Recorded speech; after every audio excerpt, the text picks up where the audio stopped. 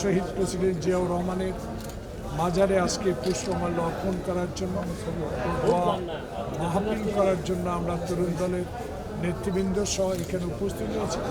আজকের এই দিনে আল্লাহ পাকের কাছে আমরা সবাই দোয়া চাইব, হে আল্লাহ, তুমি প্রেসিডেন্ট শহীদ জিয়ার শাহাদাত বরণ করেছেন, ওনাকে বেহেশতবাসী এবং আমাদের দলের নেত্রী বেগম খালেদা যে অসুস্থ আছেন, তারেক রহমান দেশের বাইরে আছেন, দুজনের জন্য আমরা দোয়া করছি এবং শহীদ প্রেসিডেন্ট জিয়াউর রহমানের কনিষ্ঠ সন্তান আরাফাত রহমান কোকোকে বিগত সরকারের নির্লজ্জ 111-এর নির্লজ্জ সরকারের সে কারণে তাকে বিদেশে ইন্তেকাল করতে হয়েছে। আল্লাহ পাকের কাছে আমরা তাকেও বেহেশতে নসিব করে দোয়া চাইছি। প্রিয় বন্ধুগণ, আপনারা জানেন দেশে চলমান রাজনৈতিক সংকট সৃষ্টি করার ষড়যন্ত্র চলছে।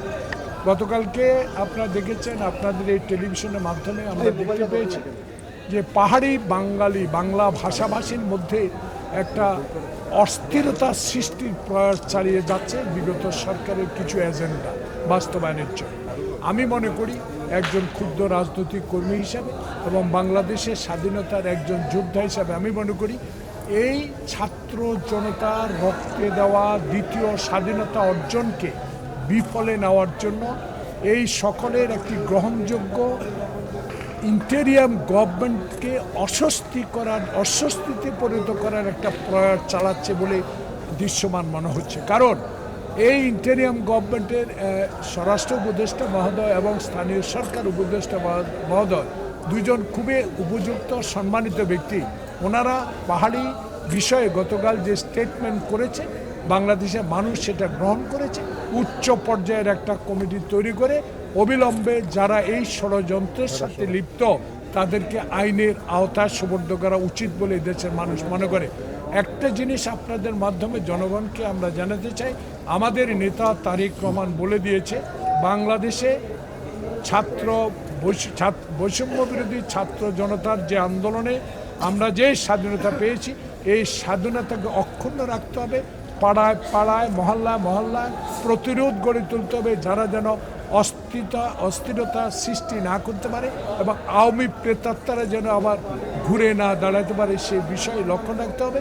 এবং একটা বিষয় উনি বলেছে, আমরা এই সরকারের কাছে দাবি করি অনতি বিলম্বে সরকারের নির্বাচনে একটা ম্যাপও এই জঞ্জাল দূরীভূত করার সাথে সাথে একটা ম্যাপও পরিষ্কার করা উচিত, তাতে জনগণের মধ্যে আস্থা আসবে।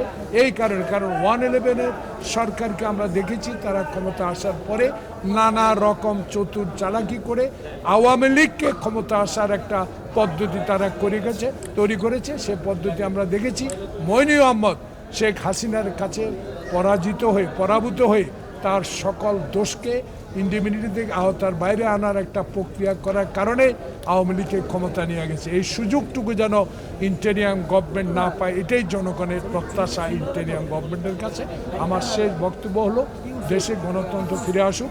তারেক রহমানের বক্তব্যটিকে আমি আবার আলোচনায় আনতে চাই, এই কারণ উনি বলেছে বাংলাদেশ জাতীয়তাবাদী দল ক্ষমতায় যেতে চায় এক মাথা এক ভোটে, যেই দেশে নিরপেক্ষ নির্বাচন কমিশনের দ্বারা এবং অন্তর্বর্তীকালীন তত্ত্বাবধায়ক সরকার অধীনে একটি সুষ্ঠু নির্বাচন হবে, যে নির্বাচন দিনের ভোট দিনে হবে, রাতে হবে না। সেই নির্বাচনের মাধ্যমে জনপ্রতিনিধি নির্বাচন করা হোক, এটাই আমার নেতা তারেক রহমানের দাবি। সবাইকে ধন্যবাদ।